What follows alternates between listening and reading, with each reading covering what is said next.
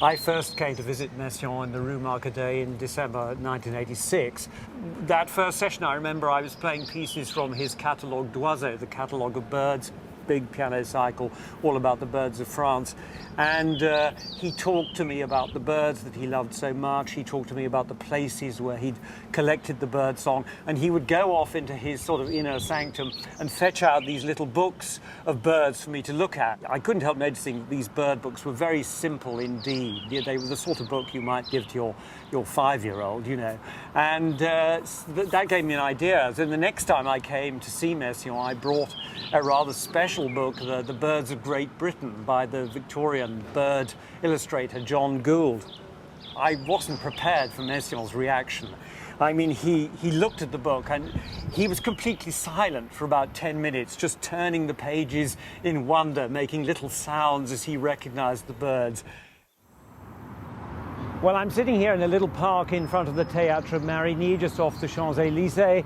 And this was the place where Messiaen's work for piano and small orchestra, Oiseaux Exotiques, was first performed on the 10th of March 1956. The piece was received with incredible enthusiasm. This was unusual, and it was certainly not always Messiaen's experience either. Now, Oiseaux Exotiques is an extraordinarily interesting work because it was the first birdsong work where Messiaen worked not from the birds that he heard in the countryside and notated, but actually from gramophone records. It's a set called American Birdsongs, and it was published by the Laboratory of Ornithology at Cornell University in 1942. And it seems that originally he started to write a work that was about American birds. And then about 6 weeks or so into the composition, he went to one of the bird markets in Paris.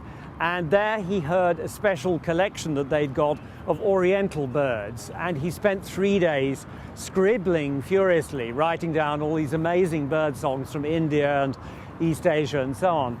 And he just couldn't resist using all this new material in his piece about American birds. I think it's true that Messiaen was probably very proud of the fact that he had studied nature in a detail that nobody else had bothered to do. I mean, it's an incredible fact, given that we're surrounded by the potential for music in nature, that Messiaen was virtually the first person to go out there, like an artist with his kind of easel, you know, and actually take down birdsong and listen to birdsong really, really carefully.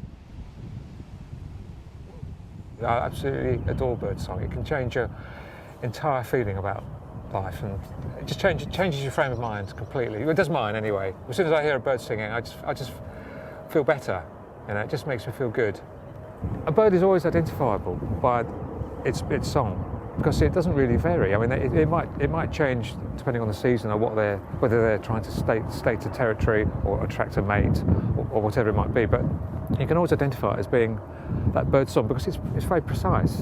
And it's the same with Messiaen's music. It is very precise. It's very rhythmically notated. There's no misunderstanding as to what that rhythm can be. And actually, it isn't. Most of his music isn't very elastic. You know, it is pretty rigid. I think this whole engagement with nature has a lot to do with also Messiaen's view of what nature was. I mean, it was a created thing. The birds were the great songsters of creation. Nature was something that for him was one of the great glories of what God had made.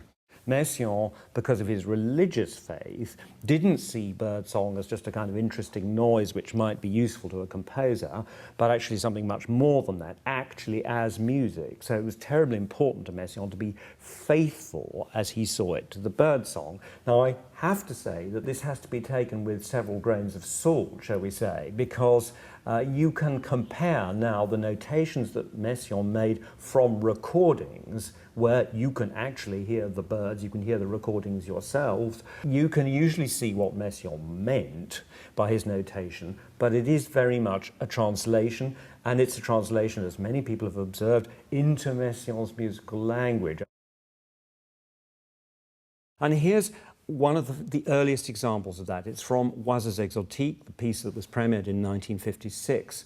And it's an American bird called the wood thrush. Now, Messiaen's first notation that comes from the recording is very primitive. It goes like this.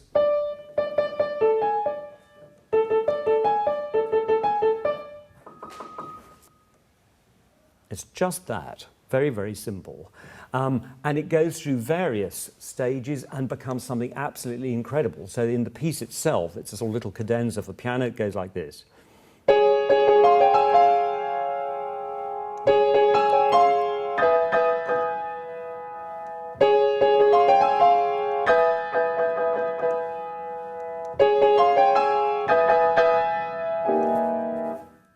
So it's something really resplendent and magnificent and very much developed. There's a huge amount, if you like, of poetic license that's gone into that.